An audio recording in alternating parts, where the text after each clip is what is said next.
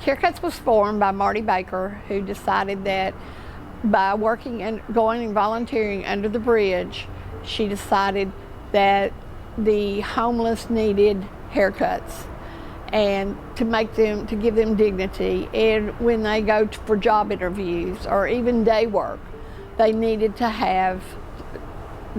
look better. And so she started that, and we were feeding them at the same time. Then we went into clothing.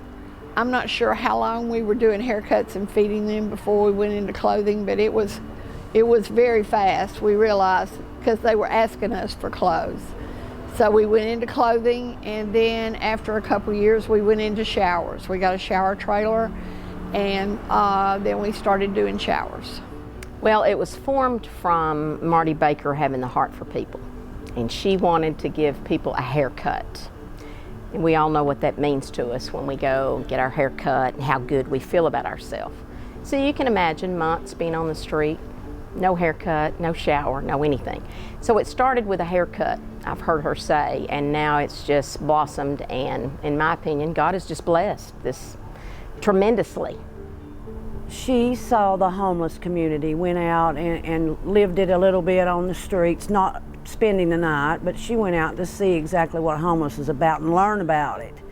And you know, just the people that she needed to reach out to, that were really hungry and dirty and shaggy looking, and their beards were hot and stuff like that. And her being the hair cutter as she is, she thought, well, that would be a great way to help them out, and she wanted to send her love out to them and clean them up and give them their dignity back and make them feel like something. And she's been here 7 years, I think now.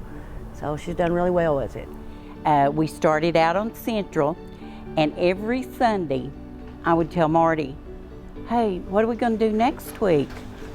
We gave out everything we had today. And she'd say, it'll come.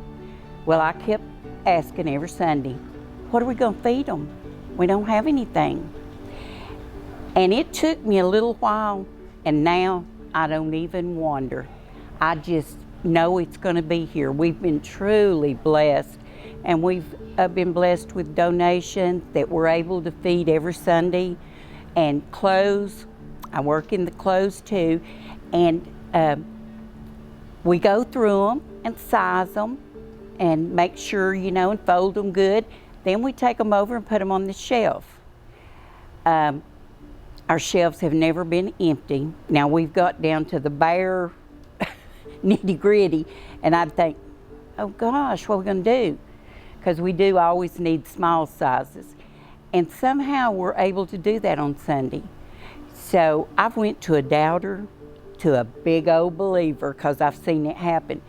And I've enjoyed my time with Care Cuts. It's such a blessing. I've met so many nice people during this time that I've just fell in love with. So I can truly say I get as big a blessing as the people do.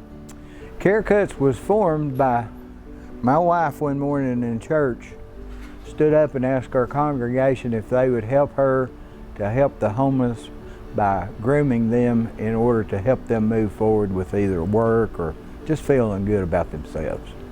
That's the how of it. The when of it was 2016. And prior to that, my wife and I had worked with the Lost Sheep Ministry down under the bridge feeding on Wednesday nights. And the way I got involved in that, I was still working at that time, and my wife wanted to go down under the bridge and help out with feeding the homeless. And I told her, you're not going under there without me. So I met Marty under the bridge, and that's when we started helping the homeless. After a while, Marty saw that there was a need for housing, and so she started putting them in, helping them get into housing. They would go and apply for housing, but then never go back. And so Marty showed them how to keep going back and checking with them and see where they were on the list, and all, to keep interest, to show the people where they had applied that they were interested. So then she started putting people in rehab for drug and alcohol. So that was that's another portion of it, what we do. Well, she can get them, Marty can get them in housing fairly easy if they get a check of some sort. Disability, Social Security, for different reasons. Some of them are on the street. Some of them have already been in housing, but they didn't pay, and so Marty can help them. Sometimes she can find a sponsor for them that will help them get their debts paid with the housing corporation, and then get them back in housing. Rehab places, sometimes there's money involved, and she can find a sponsor for them to go into that. Let's see, what other kind of programs? Clothing and feeding him is pretty, and getting a haircut, that's all pretty, that's what we do here. So there's no sponsors or anything. It's volunteer, completely volunteer. We provide everything from a shower, clean clothing, haircuts, hot meal, and to me the most important part is the resources. We are not here to keep the people on the streets. We are here to try to get the people off the streets. And I've heard Marty say so much, they don't have an address. So how could you get a job? How could you do anything if you don't have an address? So they have an address here. They can use this address. Like I said, can you imagine if you didn't get a shower? You know, what it means to them to have clean clothing, a shower, and a hot meal. I primarily help with the clothing. We sort all of our donations, and we keep all the nicer stuff. We want our people and our clients to look really nice and cleaned up. Stuff we don't use, it's not appropriate, we send on, but we like to stay organized, so when they do come to get their clothes, everything's folded, clean, neat, tagged. We can get the sizes they need, hopefully, if we're not short on them. And Lord, we help with getting IDs and getting housing, getting Social Security cards, things like that they've never had and don't have any idea how to outreach to anyone to do it, and just try to feel like a person again. Okay, on Thursdays, I work in the clothing room, and I have ladies that help. We've got a good little crew, and we go through the clothes, we fold them, and we size them and get them ready to go on the shelves to be given out on Sunday. So that on Sunday, all they have to do is go to the shelf and get the size. So it makes it a little bit easier on them. So that's what I do on Thursdays, and Sundays I work in the food. Mentoring, which is probably number one, in that if you'll turn people loose on the street to go do things to get their housing, they got to have ID cards, they got to have birth certificates, got to have all the documentation, and typically that's already been stolen when they get here. So the first thing my wife does is she'll get them safe. Second thing she'll do is help them get their documentation. Once they've got everything they need, then she helps them apply for housing, get their medical needs met, and whatever other needs that the person has, like if they have special needs of some sort. Well, we hope we have a lot of impact. We hope we help people get off the street, go into rehab. We feed them, we clothe them, and then we also, the people that live on the street, they don't have anywhere to wash their clothes or anything. So they wear them and then they just ditch them. But they have to have more clothes to put on. And if they really are truly homeless, a lot of them, we try to provide suitcases. They don't have suitcases, they don't have any way to keep track of their clothes or their tent, well, I shouldn't say tent, I shouldn't say that. Their blankets, stuff, okay. They don't have any way to keep track or to keep their stuff all together. Also, with the homeless, there's a lot of stealing that goes on. So we can give them 2 or 3 outfits, and then they come back next week because they were stolen, Now, there's also the factor we know that they sell them. They'll sell a shirt for 50 cents or, so, I mean, we do realize that. Well, I'd like to think a lot. I spread the word a lot, and I've brought people down here to volunteer, and it really touches their heart. And anybody that I can tell, they just think it's the greatest thing, that we take our time and show our love and give our time weekly for it. And it really makes you feel good when you leave. Just a simple 3 or 4 hour day, it really, really touches your heart. It's going to impact the homeless community and other people, and we try to reach out to get more volunteers because we're so much more fortunate than the homeless are. Oh, I just think there's such a need down here. I mean, enormous need. And I feel like everything we do helps. There's just so many resources here for them on Sunday, and I'm sure you've probably already heard that, but there is a resources. They can get showers. We have people to help them do things they don't know how to do. We clothe them, we feed them, we love them. Just hug on them. And I think they must really enjoy it too, because they keep coming back. And most of the time, a lot of them come back as volunteers.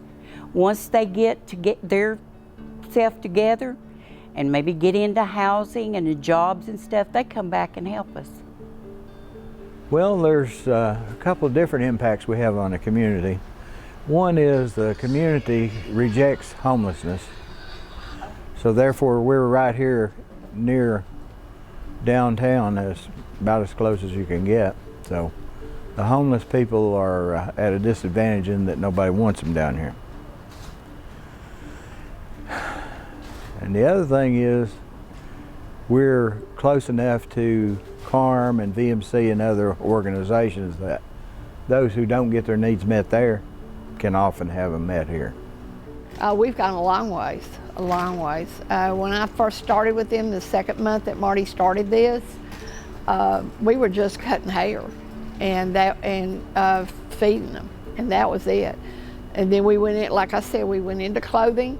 Then we eventually went into showers. Then she went into getting them in rehab, and then housing. So in the 7 years that she's been, we have evolved immensely. I mean, we've got a lot of different programs going on. Oh my goodness. When I first came, which we were trying to decide on that, I guess it was 2017, 18, in that area.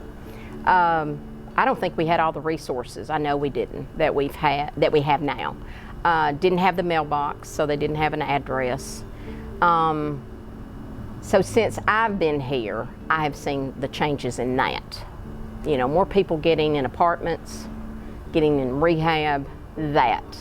Identification, yes, so that they can get their ID and move forward. Oh, it's just gotten widespread. I mean, it's just evolved. She has done so much, and so many people in the community have come together to help, and Marty reaches out and they reach back, and it's just been unbelievable how large it's gotten in the community and around the city of Knoxville. So it's really made an impact, and it just gets larger and larger. I do, because in the last 7 years, I have really saw the need grow. And yes, I do, unless we can find some kind of a solution, I do see it growing. I think that the city of Knoxville and several of the organizations that support the homeless folks are beginning to see the need for a day center where people can be safe and they can have folks who are there who are trained to help them get all these things in one location, rather than having to go here and there and no transportation other than waiting on a bus. Oh yes, I think this is going to evolve. I mean, it's hopefully this ministry will stay on. We're not trying to be in competition with anybody. We're just trying to help the people. There are people that have PTSD and mental problems and emotional problems, and they can't stay at CARM because they can't follow the rules. And the same for VMC, they can't stay there. They're excellent programs that they have. They just can't adhere to the rules. So we try to help those people so that to get them off the street if we can. but they have to want to get off the street too. It's just like going to rehab. You have to want to help yourself. You have to want to fight this addiction. So I think there's going to be a need for us on down the road for a long time. I don't think homelessness is going to go away, because I don't think, there's going to be the money there to help every homeless person. And then again, there's some people, they're happy on the street. You can't imagine that, but they don't have rent, they don't have a KUB, they don't have this, they don't have that. They're happy in their life. But there are people that want to get off the street, and those are the ones that we could help. I do. We saw an increase after 2020. There's a lot of people, a lot of homeless here that had jobs, they had apartments, but when they lost work with COVID or for whatever reason, then they found themselves homeless. It's not all drug addiction, and that's what I think puts a bad note for a lot of people, is they think they're just all on drugs, and it's not that way. So I do think with the price of everything, just think about the price of groceries. I mean, just for all of us, I've seen a difference in our budget for food. So I definitely think that we are needed more now than ever, and I do see it getting worse, unfortunately. Oh, absolutely, but we would like to hope not, but I don't foresee it stopping, unfortunately. A lot of these people haven't chosen this, and they won't choose it, and some do, but hey, we'll still help them, whatever the need. But yeah, I mean, I'd love to think that it would end at one point, because it's sad, and they're so helpless, but all we can do is pray. Just pray that it comes to an end, and that, we know our impact, and of course Marty's reaching out for the love and for God's love to help have us available to do this for them. But we do hope and pray that it could come to some kind of end, or a minimal anyway. If the homeless move out of the city of Knoxville, as so many of them have, to other areas, I would like to see us be able to move to other areas of Knoxville, West Knoxville, East, South. We are really helping people that are right here more than a very high percentage of our people are right in the city that we help. But we'd have to have a satellite office, and I don't know that we could ever do that, but that would be a goal. I think it would be a good goal to do, because the homeless now are everywhere. They're not just in downtown Knoxville. Well, I would give anything if we had locations, different locations, but that takes on another whole set of volunteers. And I think that's what people don't realize here, is no one's paid. This is all on volunteers. So to have clothing to give them on Sundays, it's donations. Anything that we do comes from donations. So what I would love to see is us have a building, a newer building that's large enough that we're not running over top of each other, and that we can offer more services even. If they're at CARM or any of the other facilities, they've got to be outside all day. And we've got a gentleman that's volunteered with us for months, and he's been in the hospital, and they've let him out. He has nowhere to go. So he's living at CARM, and he's out in a wheelchair now. So that's what I would like to see. Marty's dream is to have a day center, and I used to think, really? But now, that's so desperately needed. So I would love to see that, somewhere where we could be here more days than what we are now. Well, we'd like to have a larger facility, and we definitely need that, and hopefully our prayers will be answered for that, but we could use that. We're as organized as we can be with the space we have, and as if it does get bigger and we offer more services, of course we need more room. And I'm sure we will offer more services in due time, and I think we do a lot now. But yeah, I would love to have a larger facility that we could put all our stuff in, organize, and take more. We don't turn anything away. We'll find a corner for it. But yes, as it grows and continues to grow, we hope that our building and facilities do. Well, I would like to see us expand and be able to do even more than what we do now. I never dreamed that we'd be doing all the services that we're doing here now. 7 years ago, I just couldn't believe it, how it's just grown. It's touched so many people, and the people are real appreciative of that too. Again, I think that a homeless welcome center would be the next step. Open every day. Well, I think the favorite moment would be when you see somebody come in, because I used to do registration, and they need a haircut, they need a shower, and when you see them when they're leaving and they've got a haircut, whether it be male or female, they've got a haircut, they've had a shower, they've got new clothes, and they're going out the door, and they've been fed, and they have a nice, happy look on their face. That's rewarding to me. There have been several people. Probably my favorite of all is David, our volunteer here. Marty let me be a part of his day of signing his lease for his apartment. And the three of us went, and I got to see the apartment. And from day one, he wanted a dog. And I am a big advocate for dogs, love dogs. And that's one thing he said, I just can't wait to have a dog. So probably my favorite day of all, I would have never met David if it had not been for Care Cuts. And I took him and we got a dog. We went to this animal shelter. Actually, we went about 5 places and nobody had a small dog that particular day. But we ended up getting him a small dog, and it has been the best thing ever. So that's probably my favorite moment. And I couldn't love David any more than I do. He's David's family to me. And he is a success story here. Because of Marty and Archie and Care Cuts, he wouldn't be where he is because he was homeless. Well, some of them that I work with weekly have come from the streets, and just watching them stay strong, stay clean, stay positive, and give their heart and love, and to see what it's done to them and what Marty's done for them and the whole thing of Care Cuts. That I think is the most rewarding, and to see them just do good and stay strong, you know, because a lot of them fail, and that's the sad part. But there's a lot of touching moments. There's a lot of people that are just pitiful, and it's not the drugs, it's not the alcohol, and it's not the life they've chosen, you know. And the veterans, that really, you know, touches my heart. And any veteran we can help is, you know, that to me is very, very important, because Lord knows they've paid their time and given their time to us. And so I think that's the most rewarding to me, that touches my heart. Well, when I first started 7 years ago, the first day or two that we were doing it, I just have to go outside and cry.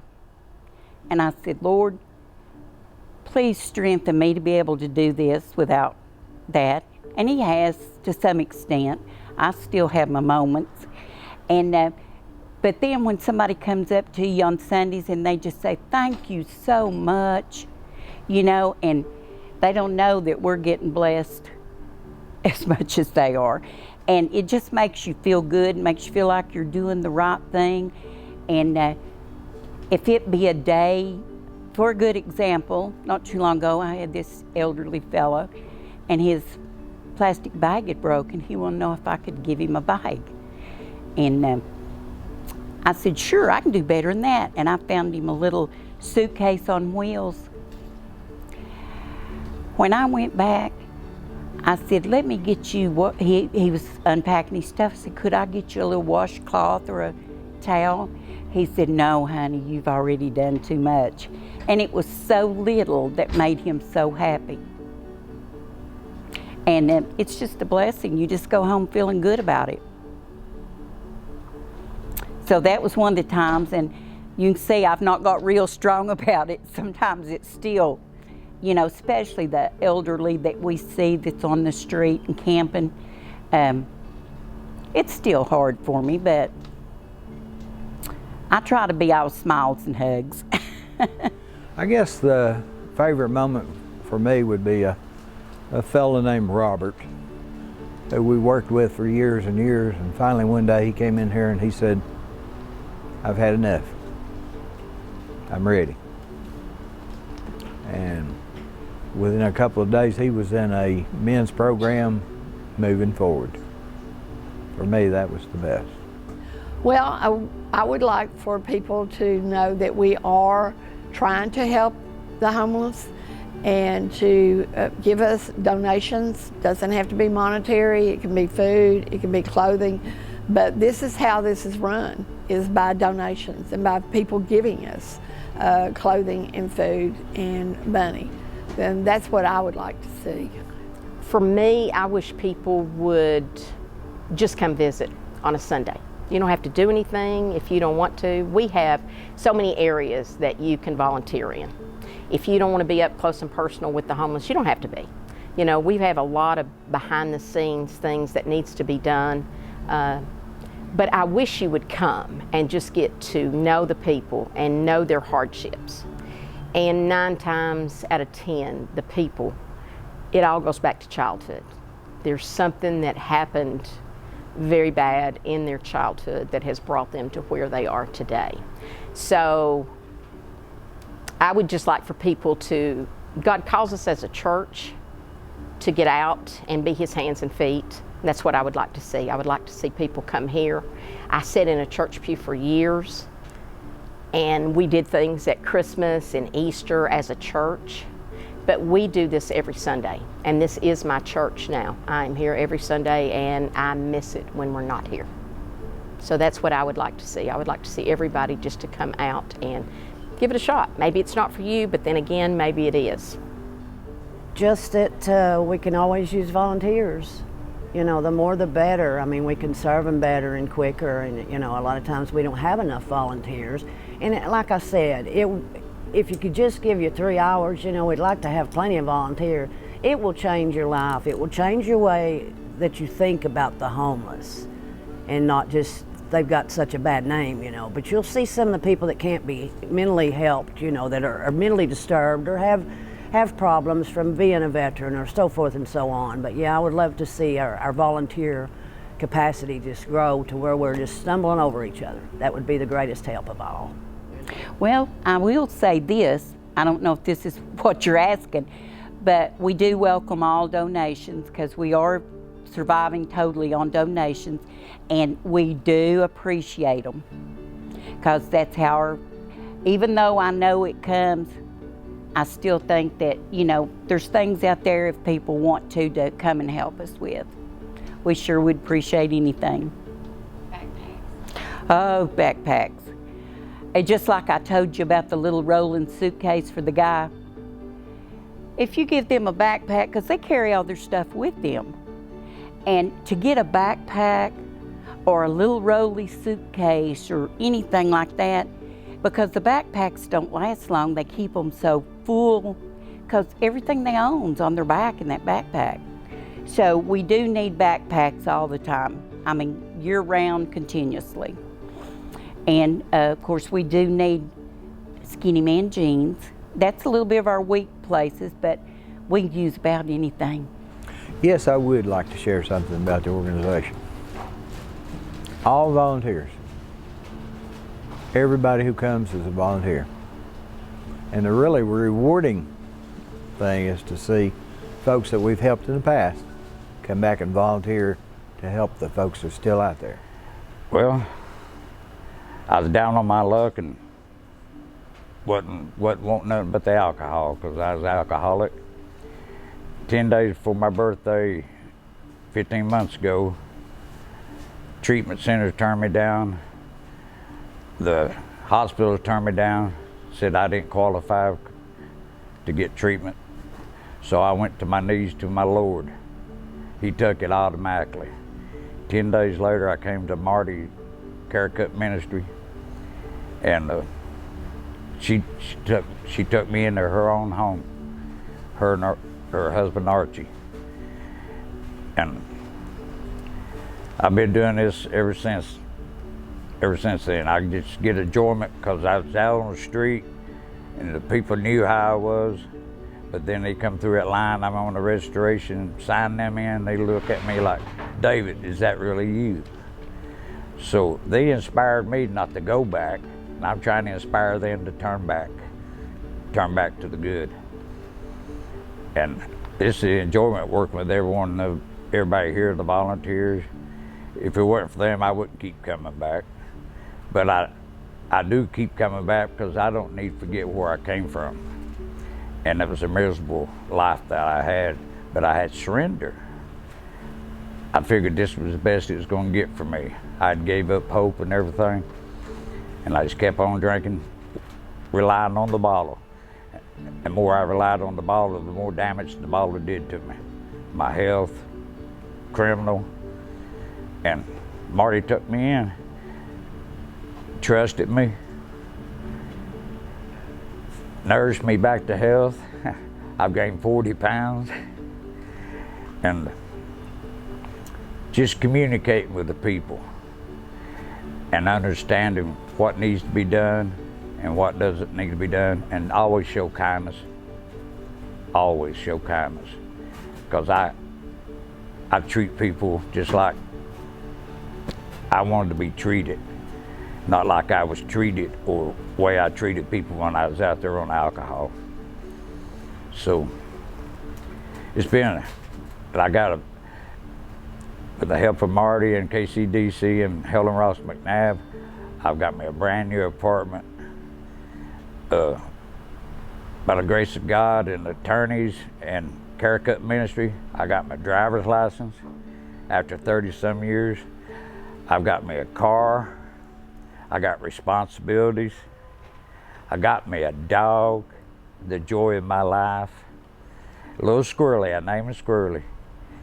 And he sure is squirrely, but he puts a spark in my life too, makes me a little more squirrely. Gets me moving around, he gives joy to me and I give joy to him. I see him every day and I tell him, I hug him at night and say, you know, we saved each other. And I've lived a good life, some parts, but then I lived a heck of a life. Because I used to own my own company. I let that go all the waste. I had good stuff, I let that go. Like I said, I just felt down on myself, and everywhere I turned, people turned me away.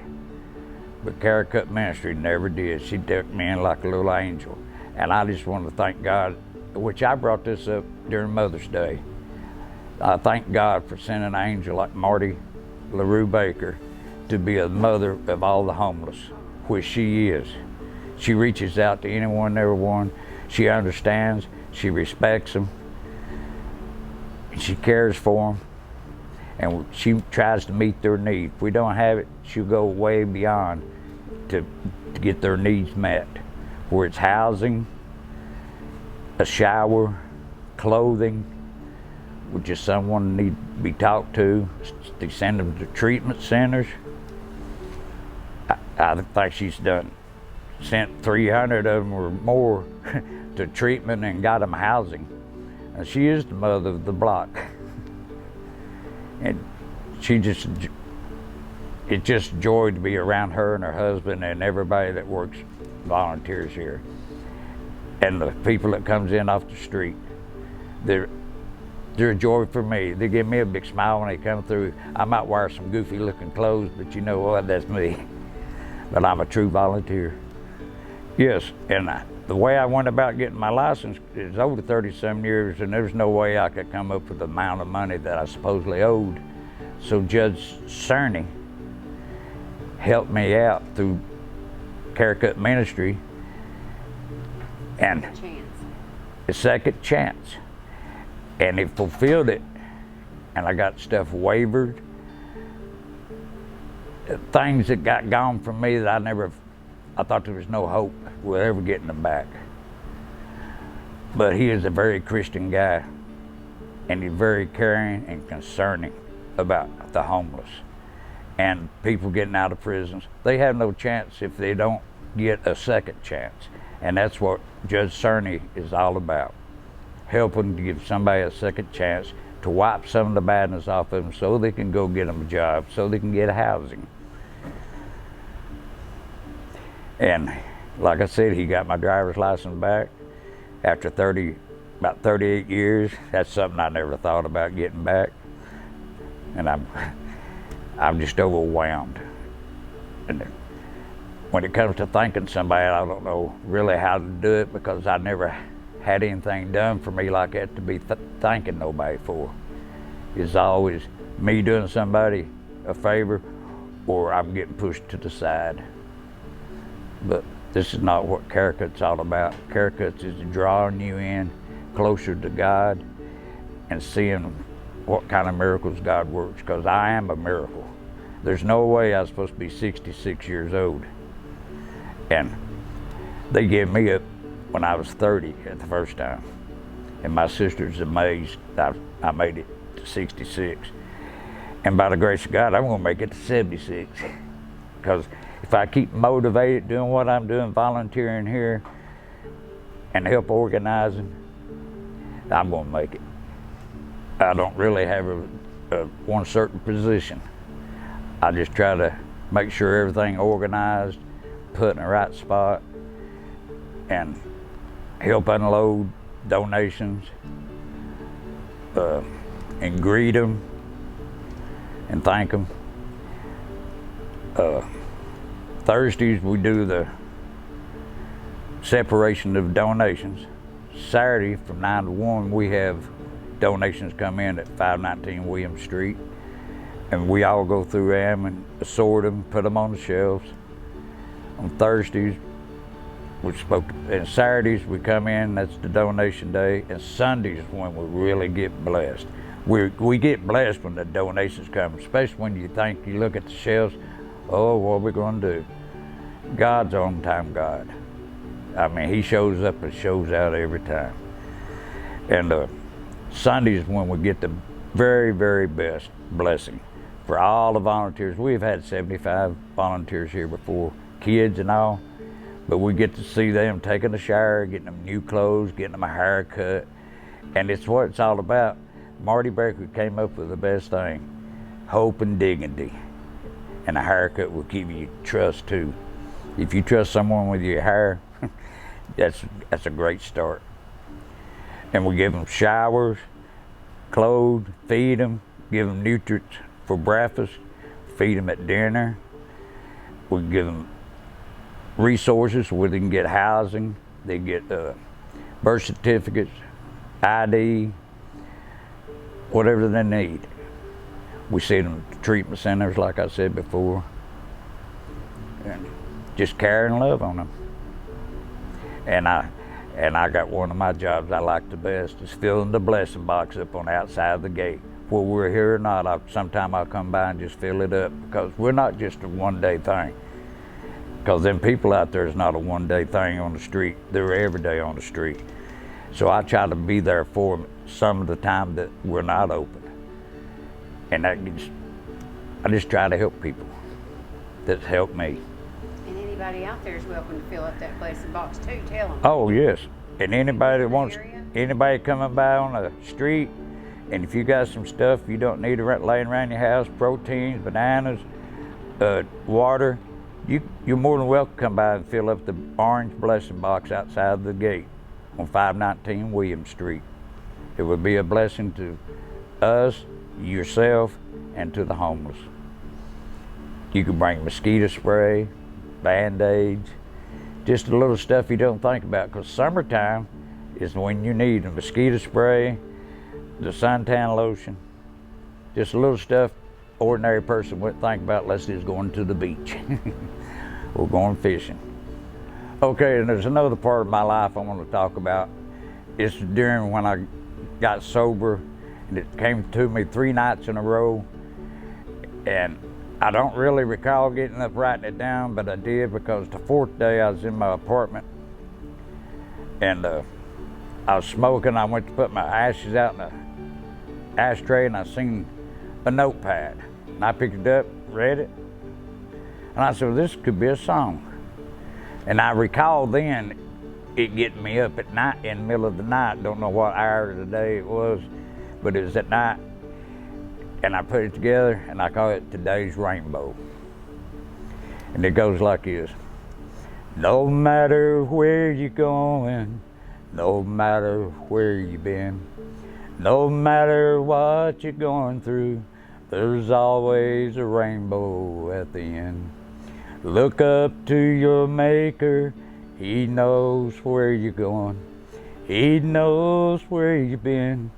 He knows what you're going through. because he's the one who put the rainbow at the end. Now listen to this. Feel like another storm is brewing. We're all gonna make it through. No one else has to die because he made us a promise. Because he's the one who put the rainbow in the sky. Yeah, he's the one who put the rainbow in the sky. Thank you, Lord, for today's rainbows. CareCuts was formed for the need of hope and dignity and trust, because I'm a barber. I've been a barber since 1982. This is 2023. So for 42 years. But I noticed that nobody was really able to groom them. We got to groom them. We got to get them cleaned up first and foremost before anybody can move forward from homelessness. We're a one-stop shop. It started with a haircut, and then when you got the haircut, you realized their clothes were dirty. So then we started doing clean clothing for them, and then we saw that they were hungry and they were thirsty, so we give them hydration and we give them food. And then we saw their shoes, you know, had holes in them, so we started doing shoes.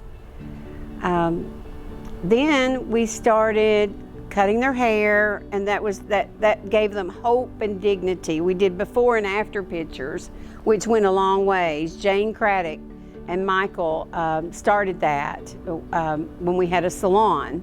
We were able to do before and after pictures. We hope to do that again someday when we get our own building with a salon in it. But the missing piece after several years that I noticed was they didn't have an address. So it took us 6 months to get an address. I mean, we have a location, but just to get it through the post office in the city of Knoxville, and so we weren't in codes, and we were not a social service, but we all are now. God has worked through every bit of that for us. So the homeless now can get resources here. And what is that? Most of the people we meet are a Jane Doe or a John Doe. If you don't have no identification, you're a Jane Doe or a John Doe, as far as the police, or if you had to go to get a job. So we saw that need. So now they're able to get their ID, their Social Security card, their birth certificate, and the fourth piece is a Social Security benefit awards letter. If they don't have those 4 items, they can't apply for housing. Okay? So we got to get those first. So that's when the ball starts rolling to be able to get them housing. And then you've got some folks that just need an ID and a Social Security card to go to work. And they can, apply for their own housing. They're not disabled.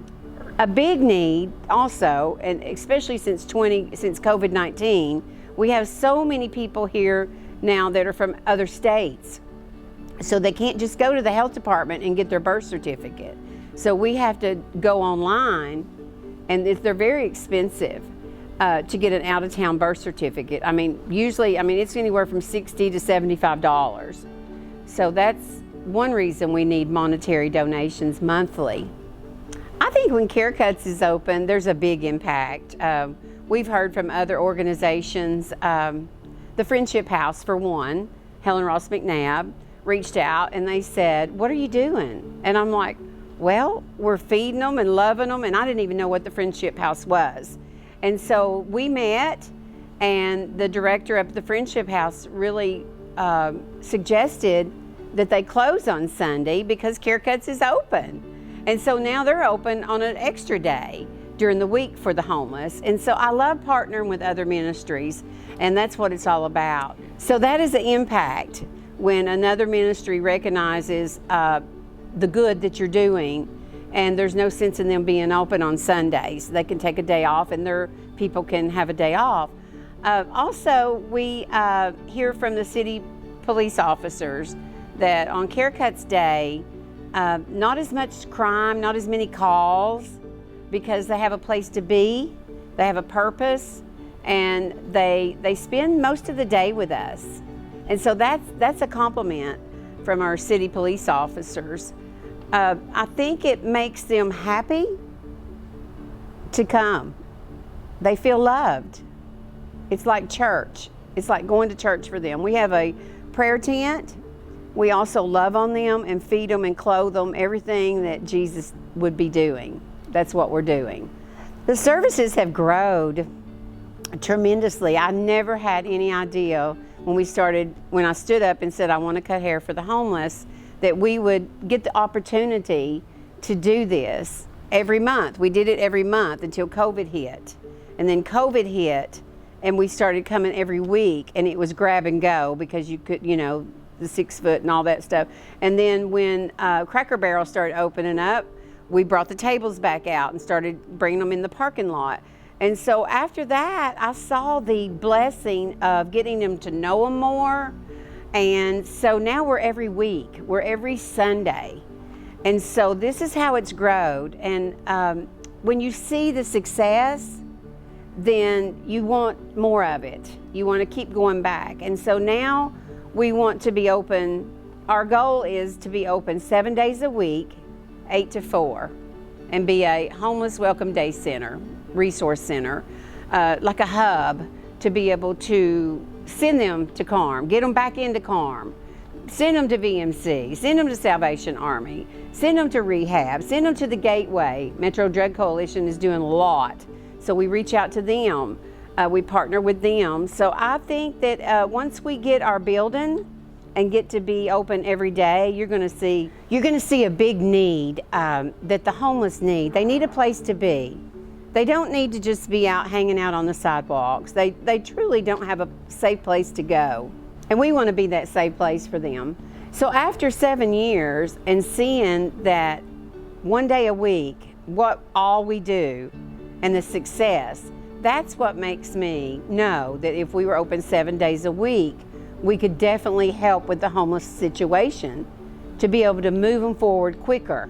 COVID shut us down, and we didn't know what COVID was, as a community, as a world, and neither did they. They don't have technology. All they knew was what we knew, we were telling them. And so after we were shut down, I believed with all my heart it was essential. And so we fought for that. And I went to CDC school and learned how we could serve the homeless. And we did. We did for a year and a half. They stood 6 foot apart on the sidewalks. They grabbed and go. We fixed the food in here and took it to the gate, and they would grab and go. And we would give them drinks in bottles and things like that so they could take it. Because they were dehydrated and they were hungry and they were so scared. I'm so thankful that we did that during that time. That's when the trust, I believe, that people really knew how much Care Cuts Ministry loved the homeless.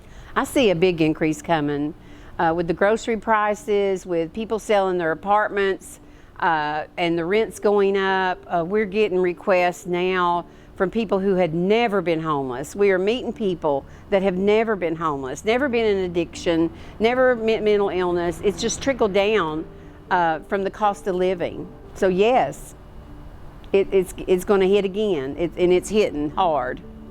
We serve 250 people every Sunday because we cut it off. We can only do 250 people in a day.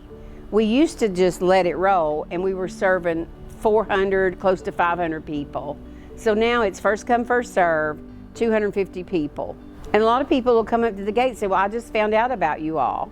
Like last Sunday before last, I'll say last Sunday, we had 14 people come through our registration that had never been to Care Cuts or CARM. So that tells me right there, it's growing. Yes, we need to be a welcome home day center. Resource. We need to be open 7 days a week. Homeless is 7 days a week, folks. Until we get serious about this and be open 7 days a week to be able to be there for them, to be able to move them forward quickly as possible, then that's what we need to do with the Homeless Welcome Resource Center, okay? And then that's when we'll be able to hire on caseworkers, social workers. We have all of that, but they're volunteer. But to be open 7 days a week, we'll have to go into paying people. We need nurses, we need PAs, you know, nurse practitioners. Yes, that's what we hope to be. Before COVID, we had a lot of volunteers. During COVID, not so many. We could only go in a team of 10 to stay by the rules. After COVID, it's starting to pick back up now. The churches are starting to look to come back out to serve. But for the past 3 years, it's been slim. It's been slim, but God always sends the exact amount that we need. Our volunteers are amazing. They have the same heart as me and my husband do. They want to serve. It's not about them. It's about our clients, our friends, our homeless friends. And they have a lot of love of Jesus in them. It's church. It's my church. And most people that come here, they leave here saying that this is the best church they've ever been to. And so I think our volunteers is getting stronger again. And so if your church or if your organization or just your bunco friends or your card playing guys, if you all would like to come out and volunteer, please reach out to Marty Baker.